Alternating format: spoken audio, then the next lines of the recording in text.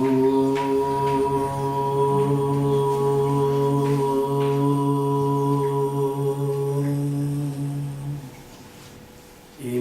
मे वरुणश्रुधि हवमद्या च मृडय तामवस्युराचके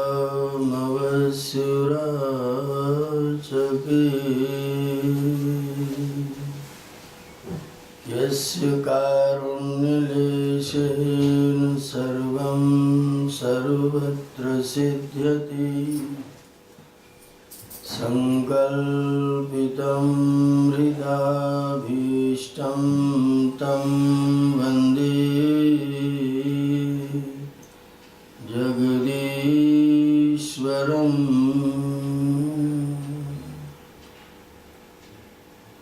सम्मान्य श्री पंडित सत्यपाल पुथिक जी, आदरणीय आचार्य जगदीश चंद्र बसु जी,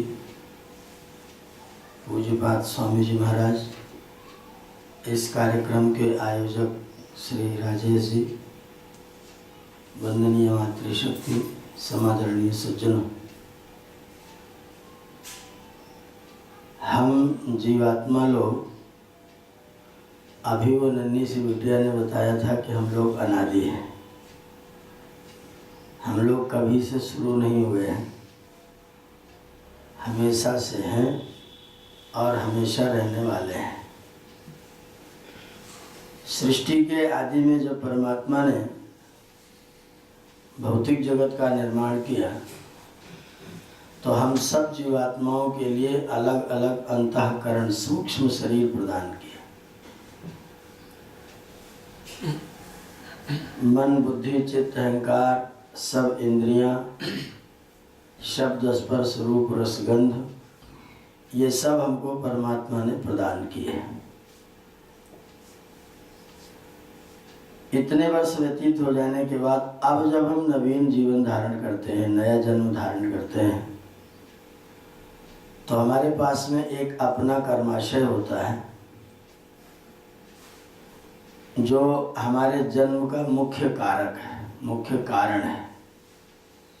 उसी कर्माशय अर्थात कर्म के बचे हुए जो फल हैं, उन फलों के जो अप्राप्त जो फल हैं, उनका जो भंडार है, वही भंडार हमारे जन्म का मूल कारण है। हम उस भंडार को लेकर के आते हैं और उसी भंडार के आधार पर हम लोगों को सती मूले तद विपाका, जाति, आयु और भोग, हमारे माता पिता, हमारे भाई, हमारे जो निकट के संबंध, जो ब्लड के संबंध हैं, वो हमको उस कर्माशय के आधार पर प्राप्त होते हैं। उद्देश्य यह है कि हम कर्माशय से अलग हो जाए। परमात्मा ने हमको संसार में भेजा है इसलिए जिससे कि जो हमारा कर्माशय था पुराना वाला, जो हमारी गलती से हमारे साथ चल रहा था, वो समाप्त हो जाए, क्षीण हो जाए और नया कर्माशय तैयार ना होने पाए। पुराना कर्माशय हम क्षीण करें, हम उसको समाप्त करें। उस कर्माशय को क्षीण करने के प्रयत्न स्वरूप ही जगत का निर्माण हुआ है। भोगा पवर्गार्थम दृश्य, ये जो संसार का निर्माण परमात्मा ने किया है, जो पूर्व कर्माशय था उसके भोग के लिए और इस भोग को पूरा करके अपवर्ग के लिए। पवर्ग पापा बाभा, पवर्ग में व्याकरण के अनुसार पापा बाभा, तो पा से पाप कर लीजिए, फा से फल कर लीजिए। जब फल भोगते हैं तो वासना बन जाती है, वासना के आधार पर भोग मिल जाता है और अंत में माँ से मृत्यु हो जाती है।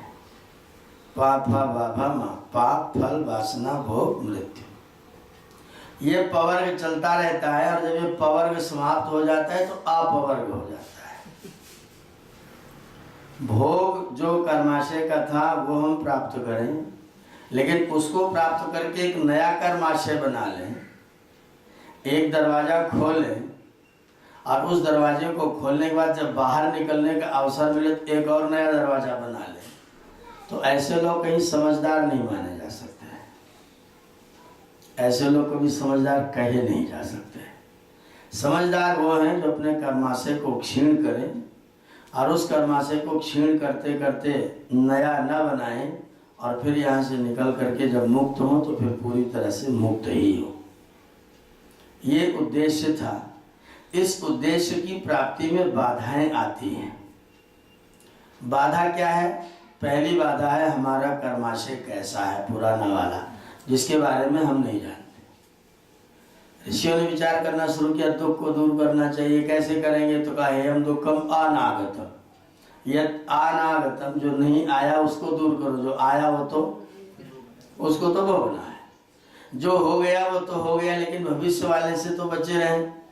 तो पहला तो बाधा है हमारा पूर्व का किया हुआ कर्माशय, वो हमारे जीवन का पहला कारक है। अगर मैं उसको परसेंटेज के आधार पर दूं तो मान लीजिए 33%, वो मेरे सुख या दुख का कारण है। मेरे जीवन के उत्तमता और अधमता का भी वो कर्माशय एक प्रकार से 33% का कारण है। उसके बाद के जो परसेंटेज बचे हैं 67, उसमें से 33% हम दे देते हैं माता को और पिता को, जिनके बारे में अभी आप चर्चा प्राप्त कर रहे थे, जो पृथ्वी से भी भारी हैं और आकाश से भी ऊंचे हैं। वो माता पिता का कर्तव्य हमारे साथ में 33 प्लस पूर्व का कर्माशय प्लस माता पिता का प्रयत्न। अब ये देखना पड़ेगा कि मान लीजिए हमारा पूर्व का कर्माशय द्वेषात्मक है और माता पिता का प्रयत्न प्रेमात्मक है, रागात्मक है, तो एक द्वेषात्मकता एक रागात्मकता दोनों विरुद्ध हो गए। जब दोनों विरुद्ध होंगे तो फल कैसा होगा? सामान्य होगा, कुछ विशेष फल नहीं होने वाला है। मेरे कर्पूर मेरे कर्माशय के अनुकूल यदि माता पिता का भी प्रयत्न हो तो प्लस हो जाए, तो 66% हो जाए। मेरे कर्माशय उत्तम थे इसीलिए मुझे उत्तम कुल मिला। किसी के कर्माशय उत्तम है तो उनको पहला फायदा यह होगा कि माता पिता उत्तम मिले, वो माता पिता प्राप्त होंगे जो माता पिता उस कर्माशय से मुक्त करने की ओर आपका प्रयत्न जारी रखने देंगे।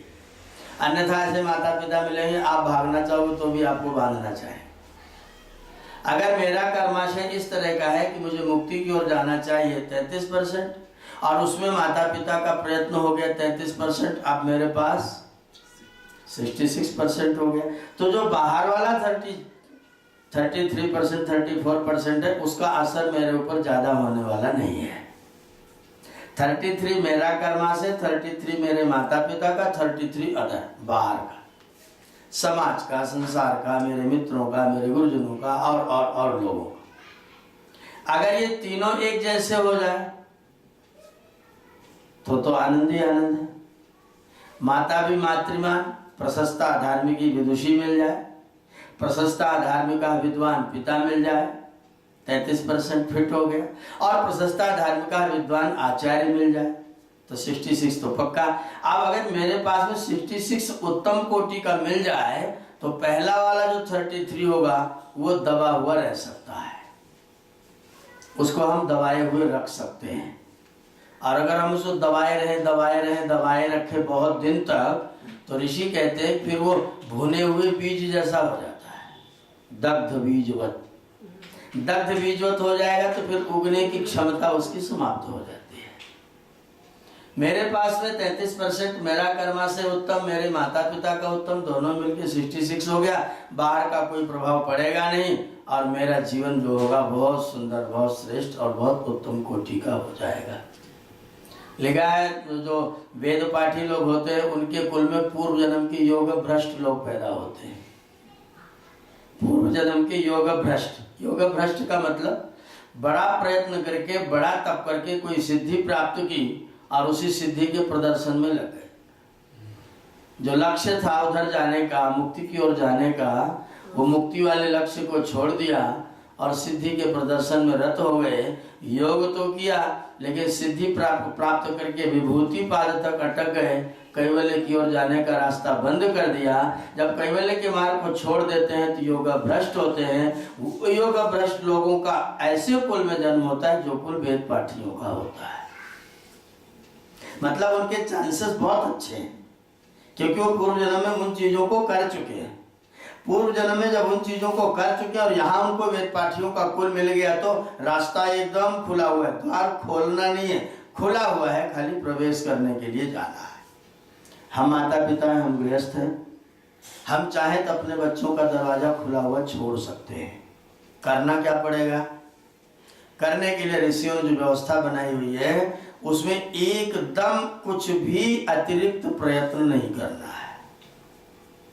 बहुत सहज, बहुत सरल, कुछ भी बनावटी ना रहे। बस हमने जो हमारे सामने जो बटोरा हुआ है कृत्रिमता, उसके कारण से हमारा जीवन असहज हुआ है। अगर हम सहज हो जाएं, स्वाभाविक हो जाएं, जो मेरे आत्मा की आवाज़ उसके अनुसार चलने लग जाएं, तो निश्चित तौर पर हमें बिना अतिरिक्त प्रयत्न किए वो मार्ग बिल्कुल सीधा का सीधा खुला हुआ रह सकता है। हम क्या करते हैं? हमने अपना रास्ता एकदम उल्टा उल्टा बना दिया है। कई 100 किलोमीटर दूर चले गए और वहां जाने के बाद कहते हैं ईश्वर को प्राप्त करना अत्यंत कठिन है। पहले तो उधर जाने का प्रयत्न ही नहीं किया और जब चलते चलते बहुत दूर चले गए तो बोलते अब ईश्वर को प्राप्त करना कठिन है। किसी को जाना था पूना से मुंबई, वो पहुंच गया अमृतसर, उल्टी गाड़ी में बैठ गया और सीधा जाके अमृतसर पहुंचा। अब वहां से नक्शे में देखा कितना किलोमीटर, 2157 किलोमीटर। अब तो ईश्वर बहुत दूर हो गया। जो मेरे जीवन की चर्या थी, जो मेरे जीवन की शैली थी, अगर वो वैदिक व्यवस्था के अनुकूल हो, ये मेरा दृढ़ विश्वास है और प्रयोग किया हुआ विश्वास है। हम देखते हैं नन्हे नन्हे बच्चे इतने सुंदर मंत्रोच्चारण करते हैं, उनकी जिह्वा को कैसे इतना कोमलता से उन मंत्रों, बिल्कुल शुद्ध उच्चारण। किसी 50 साल के व्यक्ति को जो बहुत विद्वान है, पढ़ा लिखा, रिटायर हो गया काम करते करते, उसको कोई मंत्र सिखाना पड़े बहुत मुश्किल होता है। राम दयालु दुबे हमारे गांव के पास में रहते हैं, गुरुकुल के पास में। एक दिन मेरे पास आए, बोले आचार्य जी वो तस्मै नकाराय नमः शिवाय, तस्मै मकाराय नमः शिवाय, तस्मै शिकाराय नमः शिवाय, तस्मै वकाराय नमः शिवाय, तस्मै यकाराय नमः शिवाय। ये 5 श्लोक है जिनको पंचाक्षरी शिव स्तुति बोला जाता है। वो मुझे बोले आप मुझे पंचाक्षरी शिव स्तुति पढ़ा दो। रिटायर्ड है, प्राइमरी में हेडमास्टर थे, रिटायर हो गए, रुचि होगी शिव की उपासना करने की। वो तस्मै, अंतिम लाइन है तस्मै नकाराय मकाराय शिकाराय वकाराय नमः शिवाय। बस ये 5 अक्षर वाला एक 5 श्लोकों का एक समुदाय है। मुझसे बोले इन श्लोकों को आप मुझे पढ़ा दो, शुद्ध शुद्ध उच्चारण करना बता दो। आप आश्चर्य करेंगे, लगभग सन 2013 दिसंबर की बात है, मैंने उनको पूरे महीने 5 श्लोक पढ़ाए। पूरे 30 दिन 5 श्लोक पढ़ाए, प्रतिदिन 1.5 घंटा 2 घंटे का टाइम, सायंकाल 3 बजे से लेकर 5 बजे तक पूरा महीना में उनको 5 श्लोक पढ़ाया। वो व्यक्ति पूरे महीने में भी 5 श्लोक याद नहीं कर पाया। और याद करने की तो बात छोड़ दी, गुरुकुल के बच्चे को श्लोक याद हो गए, सुनते दूर से सुनते। कोई बच्चा क्लास में नहीं होता था, दूर दूर बैठे सुनते होते थे, मैं उनको पढ़ाता था और वो बच्चे, वो श्लोक सारे बच्चों को याद हो गया, लेकिन दुबे जी को पढ़ना भी नहीं आया। वही श्लोक, वही मंत्र। हमारा छोटा बेटा कभी एच में नहीं बैठता। जब गुरुकुल में ये जो होता है तो इधर उधर घूमता है, या अपना कहीं होमवर्क कर लिया है, कहीं अपने नहाने धोने, अपनी दिनचर्या। लेकिन जब बच्चे स्वस्ति वाचन पढ़ते हैं तो नहाते नहाते स्वस्ति वाचन दोहराता रहता है। पढ़ना नहीं आता, ऐसे हिंदी दे दीजिए तो पढ़ने में जोड़ जोड़ के पढ़ता है, ना पर ई की मात्रा नी ऐसे पढ़ता है। लेकिन मंत्र बोलते जाइए तो साथ साथ में बोलता जाए। अगर वैदिक दिनचर्या हमारे जीवन का अंग बन जाए तो बहुत सारा वेद मंत्र किसी बच्चे को नहीं पढ़ाना पड़ेगा, सारे बच्चे वेद मंत्र याद कर सकें। और अगर वैदिक दिनचर्या बन जाए, कदाचित बनाने का प्रयत्न किया जाए, तो हम जो सोचते हैं कि ईश्वर की उपासना कितनी देर करना चाहिए, तो मैं तो सोचता हूँ हमेशा करते ही रहना चाहिए। और हमारी दिनचर्या वैसी ही बना रखी, उस तरह के मंत्र परमात्मा ने वेदों में दे रखे। प्रातः काल उठते ही सबसे पहले क्या करें? भगवान का स्मरण। स्नान करने के लिए जाए तो आपो हिष्ठा मयो भुवः तानः ऊर्जे ददातन। मंत्र पढ़ के भोजन करने के लिए बैठे तो मंत्र पढ़ के, अग्निहोत्र संध्या करें तो मंत्र पढ़ के, शयन करने जाएं तो पाठ शुरू करें, प्रारंभ करें, कोई क्लास शुरू करें तो भी मंत्र पढ़। बिना मंत्र पढ़े वैदिक व्यवस्था में कुछ भी करने का विधान। आप चारपाई पर से उठे, सायंकाल आप सोने के लिए गए थे, तन में मना शिव संकल्प मस्तु प्रार्थना करके आपने भगवान से प्रार्थना किया तो हे परमेश्वर मेरे मन को शिव संकल्प वाला बनाना। जब आप ये प्रार्थना करके रात को सोए तो मन क्या काम करेगा? रात भर शिव संकल्प करेगा। दुष्संकल्प करने का तो मतलब है नहीं।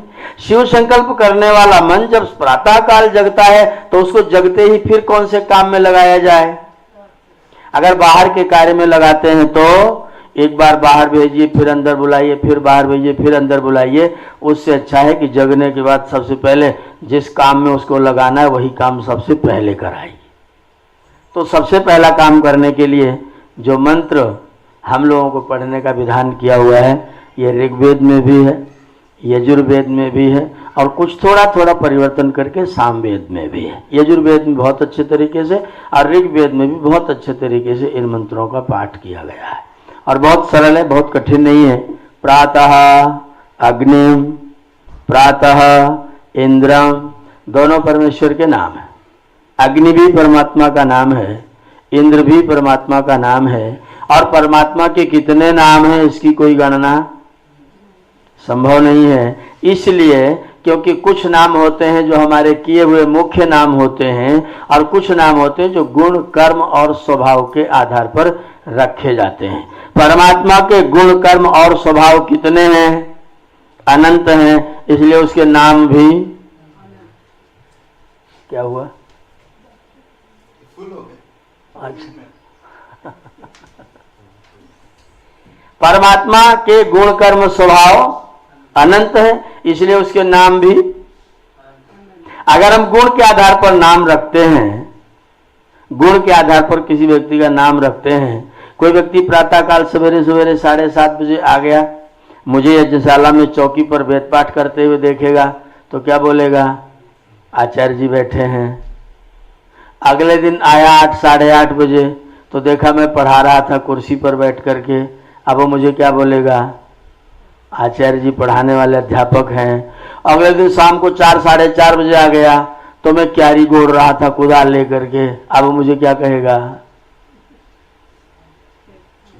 किसान होगा। जो मुझे पहले से नहीं जानता मुझे देखेगा तो क्या कहेगा?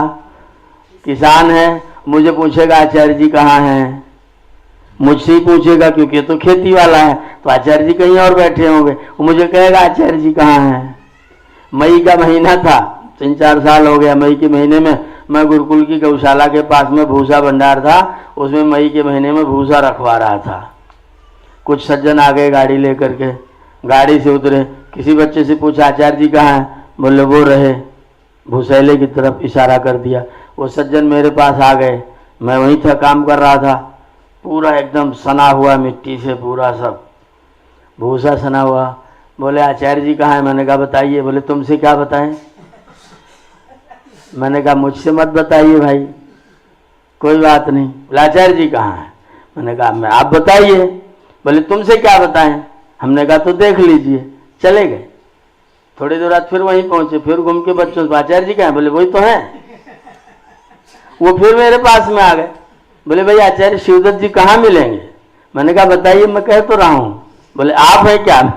मैंने कहा मैं हूँ। बोले भले आज में हम सोच रहे थे आचार्य जी कुर्ता धोती पहन के कहीं कुर्सी पर बैठे होंगे। मैंने कहा मूर्ति होंगे, आचार्य जी थोड़े ही होंगे। जो चुपचाप बैठा होगा वो आचार्य जी है क्या? आचार्य माने तो चार करके चल करके बताने वाला हो, जो कुछ करके बता रहा हो आचार्य, जो बैठा हुआ तो मूर्ति है, वो किधर से आचार्य होगा? तो जो जिस रूप में आपको देखेगा वो आपको वही, वो मुझे गौशाला का कर्मचारी ही समझ रहे थे।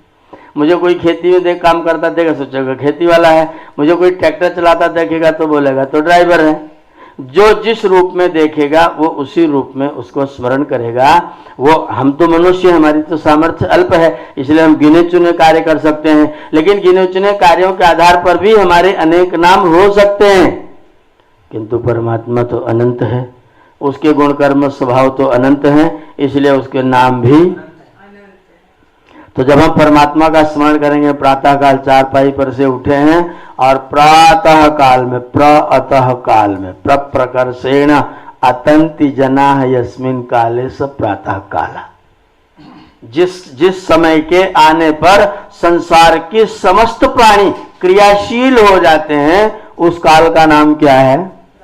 शब्द ही बता रहा है कि अब आपको गति शुरू कर देना चाहिए, अब आपको बैठे नहीं रहना चाहिए।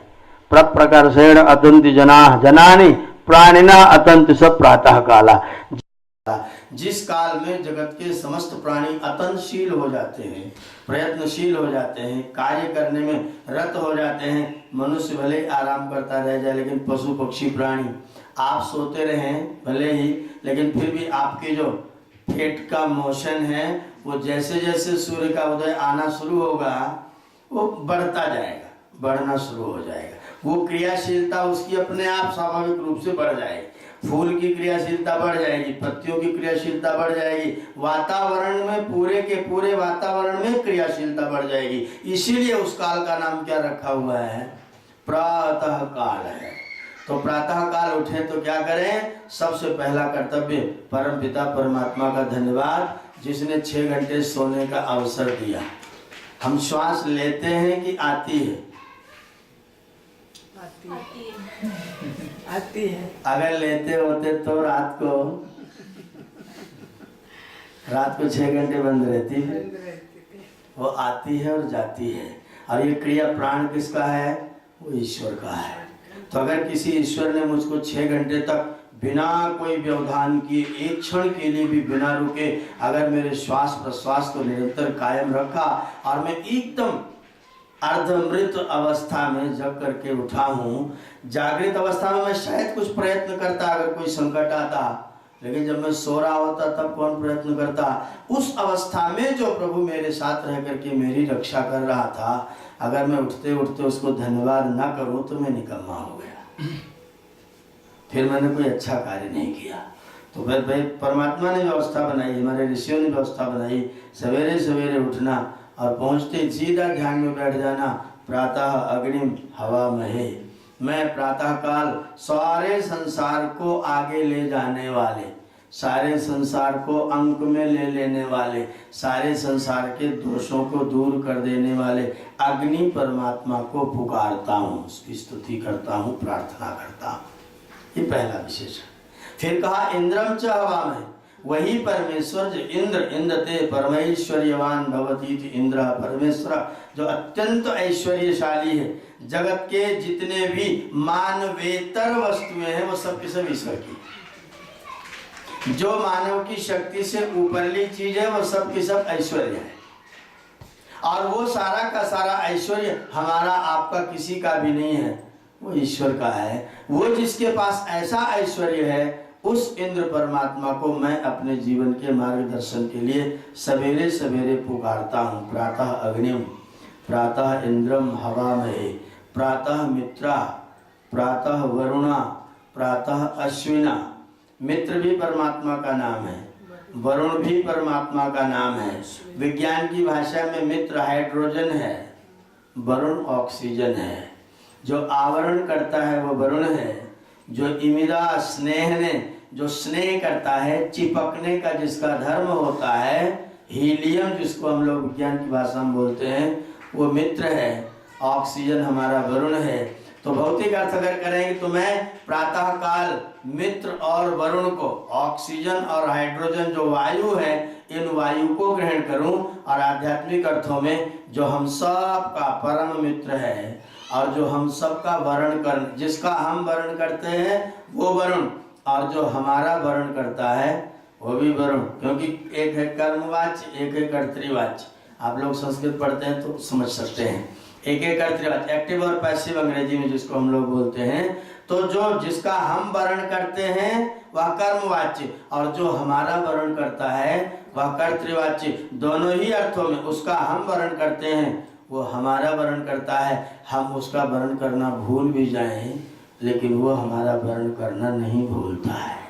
पुत्र पिता को भूल जाए चलेगा, लेकिन पिता तो पुत्र को नहीं भूलता है, इसलिए वो मेरा वरुण है। और संसार में हम जिन जिन तत्वों से मित्रता की भावना रखते हैं उन सब में सर्वश्रेष्ठ मैत्री भाव रखने वाला वो मेरा परम पिता परमात्मा है। इसलिए मैं उस मित्र को, मैं उस वरुण को और उस अश्विनव को वेद में आ आदेश हो जाता है तो अश्विना हो जाता है। औ का आ वैदिक व्याकरण में मंत्रे स्वांग्यादेर आत्मनः, इस तरह का सूत्र वो कहते हैं कि औ के स्थान पर आकारादेश, आंग आदेश, तो अश्विनों का अश्विना बन गया है। अश्विनो माने प्राणापान, प्राणापान भौतिक अर्थ में प्राणापान और आध्यात्मिक अर्थ में प्राणयति सर्वम जगत असौ प्राण और अपानयति दुखम सर्वस्य जगता असौ अपान।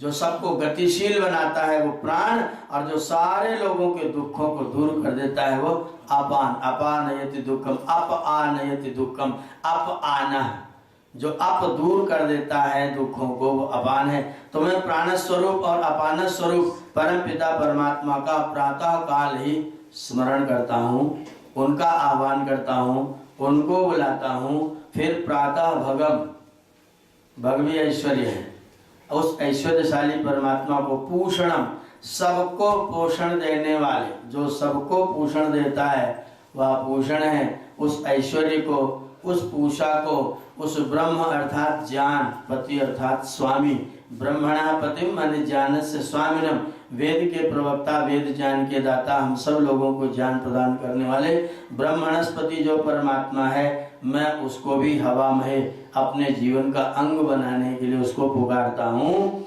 प्रातः सोमम, वो परमात्मा सोम गुण वाला है, सौम्य गुण वाला है, सरल और सहज, ये जो गुण है वो ईश्वर के गुण हैं, उसमें कुछ भी बनावट नहीं है। संसार के समस्त पदार्थों में बनावट है।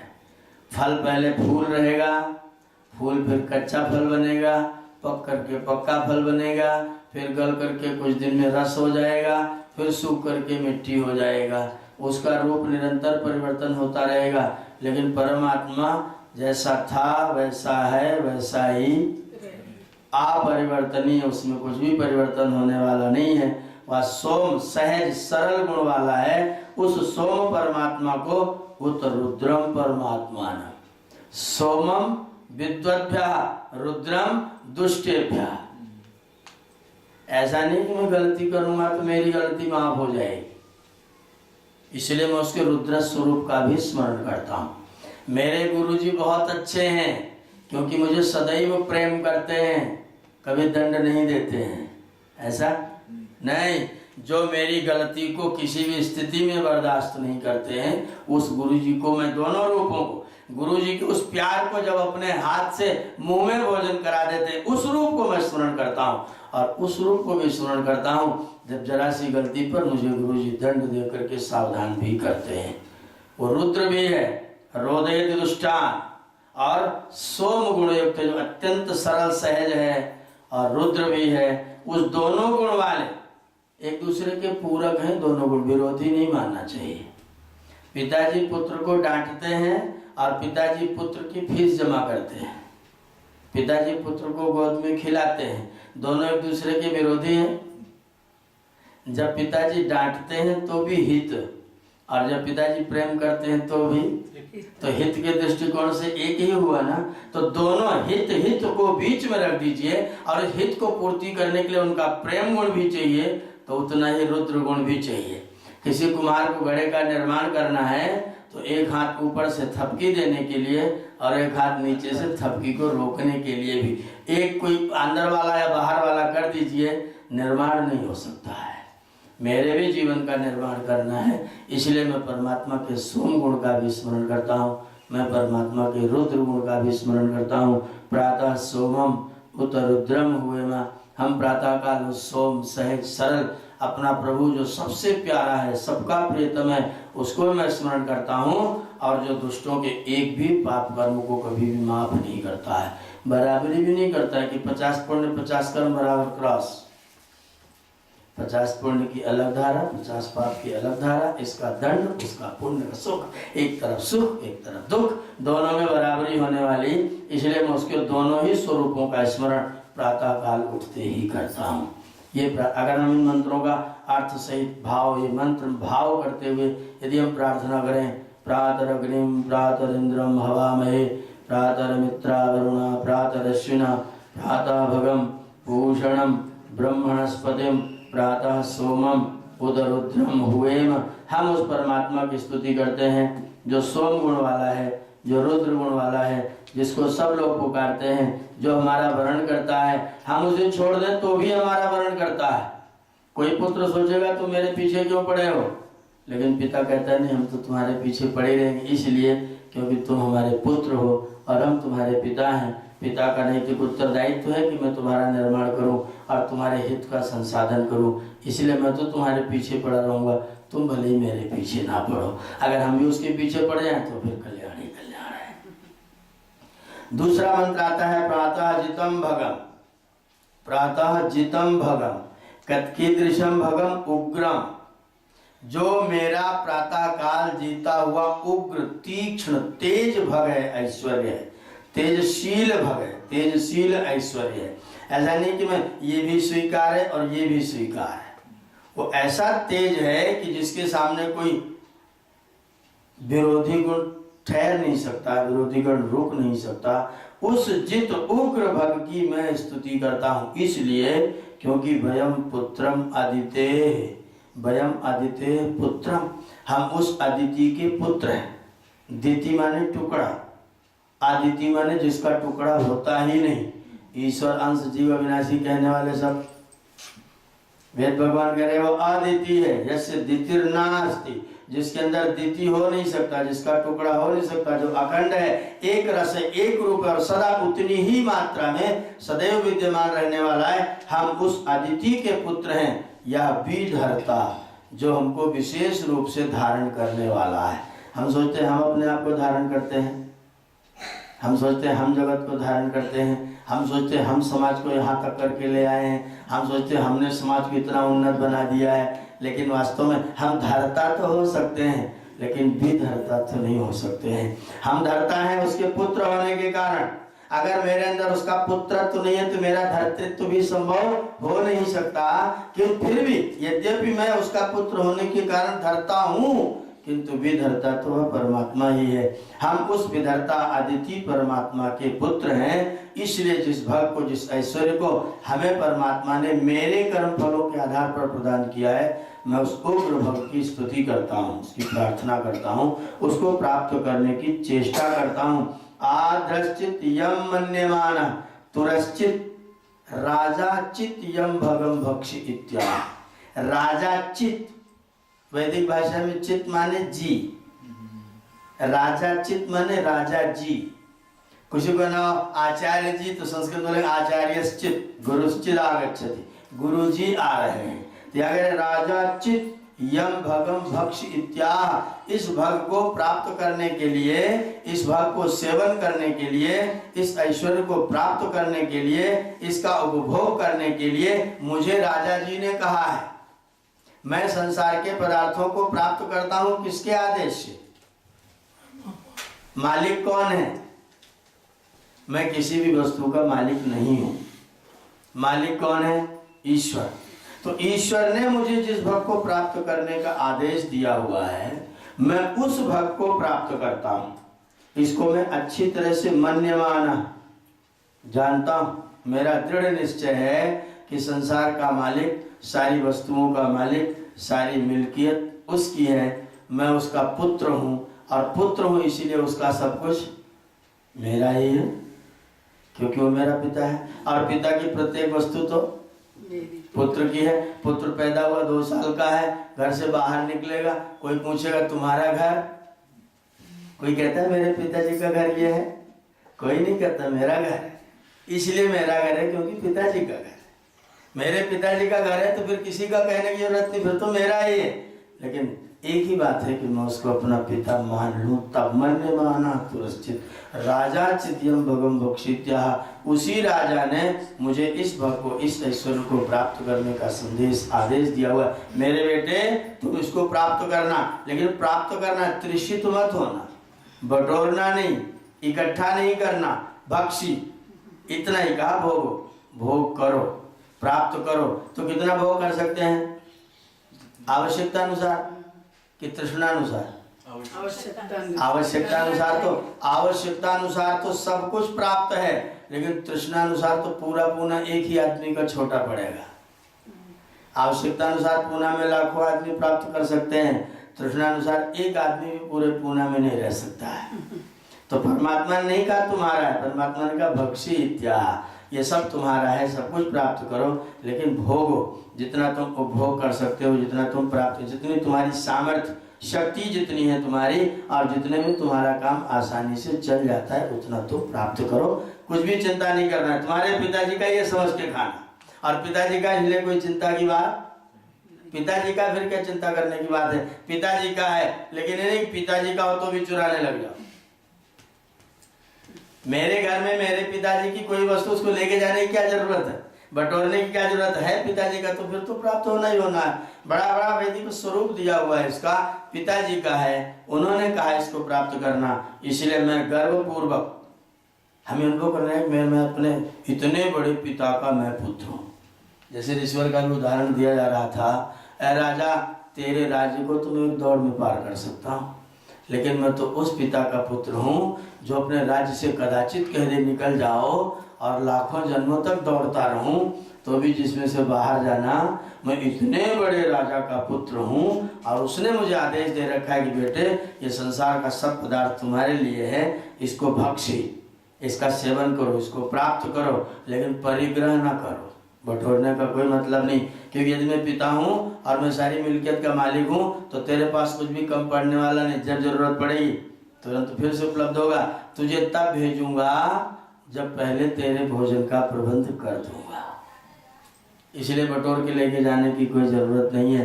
राजा चित यम भगम भक्षित्या, उस राजा ने, राजा जी ने, हमारे परमपिता परमात्मा ने हमको इस भग को प्राप्त करने का आदेश दिया हुआ है, और उन्हीं के आदेश से अन्न पदे, मैंने भोजन पकवाया, हमने बनवाया पकाया, बैठे खा रहे हैं, अन्न पदे, लेकिन अन्न का पति कौन है? हम नहीं है, हम अन्न के पति नहीं है। जब बच्चे को अन्न प्राशन संस्कार में आशीर्वाद देते हैं तो क्या बोलते हैं? तुम अन्नपति अन्नादो भूया। क्या आशीर्वाद दिया? तुम अन्नपति, तुम अन्न के पति हो जाओ और अन्नाद हो जाओ, अर्थात उतने अन्न के पति हो जाओ जितने में तुम अन्नाद रह जाओ। उतने अन्न के पति रहो जितना तुम अन्न का सेवन करो, उतने अन्न के पति तुम हो जाना, और बाकी का अन्न पति तो मैं हूँ ही। हम प्रतिदिन प्रार्थना करते अन्नपते अन्नस्य नो देहि, हमें ऐसा अन्न प्रदान करना जिससे मैं सबके लिए ऊर्जा प्रदान कर सकूं। अन्नपति, अन्न के स्वामी हे प्रभु तुम ही हो, मैं उतना ही अन्न तुम्हारे द्वारा प्रदत्त, तुम्हारे में से प्राप्त करना चाहता हूँ।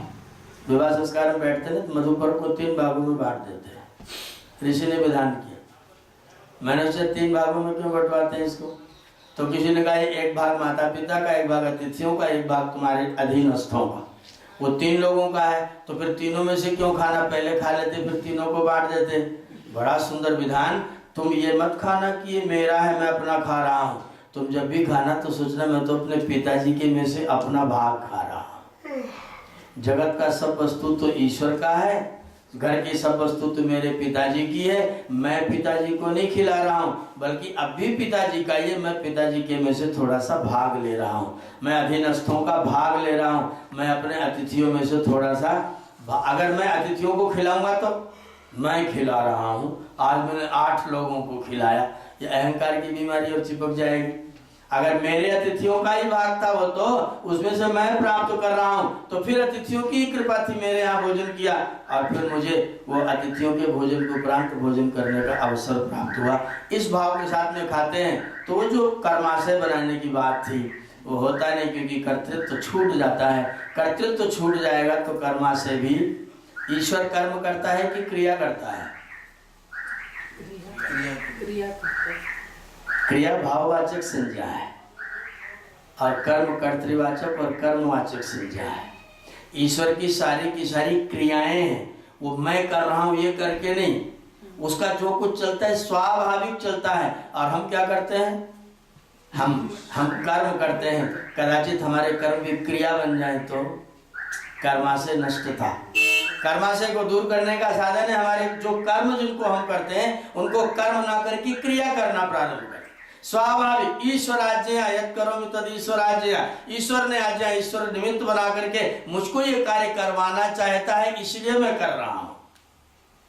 ईश्वर ने अपने वेद मंत्रों को कवि बना करके पथिक जी को कहा कि तुम इनको हिंदी भाषा में ढाल दो, सब लोग गाएं। तो ईश्वर को निमित्त बना करके, ईश्वर ने पथिक जी को निमित्त बना के अपने ज्ञान का प्रचार करवा दिया। तो पथिक जी ने जो गीत रचे वो किसकी वाणी है? सब ईश्वर की वाणी हो जाए तो फिर स्वाभाविक हो जाए, फिर कर्तृत्व विहीनता हो जाएगी। ये सारा कार्य ईश्वर निमित्त मात्र भव सभ्य साचिन वाली स्थिति हो जाएगी। फिर तुम निमित्त मात्र है ना, क्रिया करने वाला ईश्वर, कराने वाला ईश्वर, हम उसके निमित्त बनते, जो हमसे चाहता है करा लेता है। इस भाव के साथ अगर हम अपने कर्मों को करते हैं तो निश्चित तौर पर हमारा कर्माशय क्षीण होता है और फिर आगे के लिए हमारा मुक्ति का मार्ग खुलता जाता है। तीसरा मंत्र था भग प्रणेत, हे प्रणेत भग, हे सत्य राधा भग, हे प्रणेत भग, ले जाने वाला नेता, प्रकर्षेण नयतीति प्रणेता, जो मुझे अनेक प्रकार की क्रियाओं में मेरा प्रणयन कर देता है वो प्रणेता, वो ऐश्वर्य, वो भग ईश्वर है। हे सत्य राधा, राध माने सिद्ध करना, बनाना, पूरा करना, और सत्य सत्य क्रियाओं को सिद्ध करने वाला कौन है? सत्य राधा ईश्वर। हे सत्य राधा भग, हे प्रणेता भग, हे हमको क्रियाओं में प्रणयन करने वाले परमेश्वर, हे मेरे सत्य क्रिया, सत्य मन, सत्य वाणी को सिद्ध करने वाले परमेश्वर, इमाम धियम उतवा ददन्ना, इमाम धियम, मुझको यह बुद्धि ददत प्राप्त कराते हुए, निरंतर प्राप्त, ऐसा नहीं इतनी दे दो बस। ददत जो क्रिया है ना वो कंटिन्यूअस टेंस है, इंडेफिनिट नहीं है। क्षत्रिय प्रत्यय जो है कंटिन्यूअस टेंस में, ददतु हो गया तो फिर तो दे दो बस तुम्हारी निवृत्ति। लेकिन बहुत चालाक भक्त हैं बहुत चालाक भक्त नहीं कहा ददत, इतना दे दो बस काम खत्म। ददत देते ही जाना, देते ही जाना, देते ही जाना। सहस्रम यस्य रातया, सहस्रम यस्य रातया उतवा संति भूयसी, परमात्मा की जो राति है, जो दान है वो सहस्रम, हजारों में है, और हजार तो छोटी संख्या है। उतवा संति भूयसी, बस भूयसी माने इससे बड़ी और कोई संख्या नहीं है। उसकी जो राति, उसका जो दान है भूयसी है, वो अनंत देता है। इसलिए धियम उतवा ददतना, आप मुझे वह बुद्धि, ऐश्वर्यशालिनी बुद्धि प्रदान करते जाना जिससे मैं जगत के समस्त कार्यों को नित्य निरंतर, ऐसा ना हो कि आज दे दो कल बासी हो जाए। मुझे तो रोज नया नया चाहिए, नया नया नया, नव नव गुण रागी प्राय सर्वलोका, सारा संसार रोज रोज नई नई चीजें चाहता है। मैं भी रोज नया नया चाहता हूँ, मैं एक दिन दे करके बंद नहीं, मैं तो चाहता हूँ निरंतर देते। धियम उतवा ददतना भग प्रणः जनय, भग हे ऐश्वर्य नः प्रजनय, आप मुझको प्रजनय, प्रसिद्ध कर दीजिए, पैदा कर दीजिए। किसके लिए? गोभी अश्वई, गायों के द्वारा और अश्वों के द्वारा, गायों के द्वारा और अश्वों के द्वारा। गाय क्या है? भौतिक अर्थ में गाय पशु है, लेकिन यहाँ गाय गावा इंद्रियाणी, गावा इंद्रियाणी, और अश्वा अश्नुते यही ते अश्वा, जिसके द्वारा हम जगत की क्रियाओं को व्याप्त करते हैं वो अश्व है, सूक्ष्म शरीर वाला, अंतःकरण वाला, और गाय बाहर वाला। बाह्य इंद्रियां वेद के शब्दों में गाय हैं और अंतःकरण वेद के शब्दों में अश्व है, क्योंकि अश्वा अश्नुते अध्वानम, गावा चलंती, गायें चलती हैं, और अश्व तो अश्नुति व्याप्त हो जाते हैं। मेरी इंद्रियां, मेरी आंखें 40-50 200 मीटर तक, लेकिन मेरा मन वो तो अमेरिका पहुंच जाता है, घुमाए होंगे ऑस्ट्रेलिया तक, एक क्षण मात्र, क्षण मैं कहने में लेट हो जाऊंगा। इसलिए अश्व है वो मेरा सूक्ष्म शरीर है, और जो गायें हैं वो मेरा बाह्य करण है। आध्यात्मिक अर्थ में, भौतिक अर्थ में मैं यदि ऐश्वर्यशाली बनना चाहता हूँ तो मेरे घर में गायें हो, मेरे घर में अश्व माने वाहन, साधन, व्याप्त होने के साधन, फैल जाने के साधन। तो भौतिक अर्थों में गाय और अश्व है, माने वाहन भी हो और दूध दही इत्यादि के लिए हमारे पास में गायें भी हो, और आध्यात्मिक अर्थ में मेरा बाह्यकरण, मेरा अंतःकरण, दोनों के द्वारा आप मुझे प्रजनय, प्रकृष्ट बना दीजिए, श्रेष्ठ। जितना है उतना नहीं चाहिए, कुछ अतिरिक्त चाहिए। सामान्य लोगों की आंखें कैसे देखती हैं? वस्तु को देखती हैं, रूप को देखती हैं। और जो समझदार है, चेतनाशील, उसकी आंखें क्या देखती हैं? स्वरूप को देखती हैं। बाहर सामान्य लोगों की इंद्रियां रूप को देखती हैं और चेतना लोगों की इंद्रियां, चेतन लोगों की इंद्रियां स्वरूप को देखती हैं। सामवेद का मतलब सूरा पश्यति चक्षसा। सूरा माने विद्वान, चक्षुषा नहीं, वो पश्यति, चक्षसा पश्यति। मैंने जब इस मंत्र का अर्थ पढ़ा मुझे आश्चर्य हुआ, आनंद आया। सूर सामान्य जना चक्षुषा पश्यति, सूरा विद्वज्जना चक्षसा पश्यति। सूरा चक्षुषा, सूरा चक्षसा प्रज्ञानेन पश्यति। जो सूर होता है, धीर होता है, चेतनाशील होता है, वो विज्ञान से देखता है। और जो सामान्य व्यक्ति होता है, वो शीतल बहन जिस मरीज को देखेंगे किस रूप में देखेंगे? उसका रोग पता चलेगा। और हम लोग देखेंगे तो जो व्यक्ति जिस तरह का स्पेशलिस्ट होगा वो जब देखेगा तो उसका देखने का स्तर दूसरा होगा, हमारा देखने का स्तर दूसरा होगा। हर व्यक्ति सामान्य, हम अपनी आंखों से देखेंगे, वो अंदर से देखेगा। सूरा चक्षसा पश्यति, वह चक्ष से देखता है तो उसका, उसकी जो इंद्रियां वो भी अश्व बन जाती हैं, असुनते, वो अधिक व्यापनशील हो जाती हैं। तो मेरी जो गायें हैं वो भी अश्व के तरीके से कार्य करने लग जाएं, अधिक व्यापनशील हो जाएं, अधिक उन्नतिशील हो जाएं, अधिक क्रियाशील हो जाएं। गोभी अश्वई प्रजनय। और बड़ी सुंदर प्रार्थना की, प्रानृभि नृवंतः श्याम, नृभि नृवंतः श्याम, नरों से नरवान हो जाऊं, नरों के द्वारा मैं नरवान हो जाऊं। नृवंतः माने मनुष्यवंता, मेरे पास संतानें हो उत्तम, प्रजाएं हो उत्तम, सेवक हो उत्तम, मित्र हो उत्तम, साथी हो उत्तम, परिवारी हो उत्तम, लेसन हो उत्तम, रिलेशन हो उत्तम। प्रणृभिर्नृवंतः श्याम, हम नरों के द्वारा नरवान हो जाएं। ऐसे लोगों के साथ हमारा परिचय हो, ऐसे लोगों से हमारी मित्रता हो, ऐसे लोगों से हमारी उठा बैठक हो, जो लोग नरवान हो, जो कहने के लायक हो, जिनको मैं कह सकूं कि हाँ ये मेरे मित्र हैं, और उनका मित्र बताने पर मेरी गरिमा अपने आप बढ़ सके। जब हम लोग बताते ये मेरे मित्र, अरे आपके ये मित्र हैं, बस मेरी गरिमा अपने आप बढ़ जाती है। तो प्राणनिर्भर श्याम, ये तीसरा मंत्र था। उत इदानी, अभी के अभी, प्रतीक्षा नहीं करनी। उदयदानी भगवंता श्याम, इसी समय ऐश्वर्यशाली हो जाऊं। इस समय प्रातः काल में, इस समय गृहस्थ आश्रम में, इस ब्रह्मचारी पढ़े तो इस समय ब्रह्मचर्य आश्रम में, गृहस्थ पढ़े तो इस समय गृहस्थ आश्रम में, वानप्रस्थ पढ़े तो इस समय इस आश्रम में, और सन्यासी भी पढ़े तो इस समय सन्यास आश्रम में। इदानीम भगवन्तस्याम, मैं इस समय भगवान हो जाऊं, ऐश्वर्यशाली हो जाऊं। और उत प्रपित्वे, प्रपित्वे माने प्राप्त, किसी भी चीज की उपलब्धि, जिस आश्रम में जो चीज प्राप्त होनी चाहिए उस वस्तु की प्राप्ति में, उसी आश्रम में मैं ऐश्वर्यशाली रहूं। जो कुछ भी प्राप्त करूं, ऐश्वर्य की वस्तु प्राप्त करूं। उत अन्नाम मध्य, मध्याह्न दोपहर का टाइम हो तो भी, बीच का टाइम हो तो भी, अभी का टाइम हो तो भी, सायंकाल हो तो भी। उत उदिता सूर्यस्य, जब सूर्य का उदय का काल हो उस समय, अभी भी, तभी भी, कभी भी, जब कभी भी। सर्वस्मिन् काले उत उदिता भगवान सूर्यस्य वयं देवानां सुमतौ स्याम। हे परमेश्वर, हम देवों की सुंदर मति में ही सदैव रहा करें। मेरी मति में मेरे कर्माशय को दूषित करने वाले संस्कार कभी भी आया न करें। मेरे मन में कभी इस तरह के भाव आया न करें जब मैं देवानाम सुमति में न रहूं, जब मैं असुराणाम मतौ स्याम, असुरों की मति में अगर मैं हो जाऊं, ये पतन है।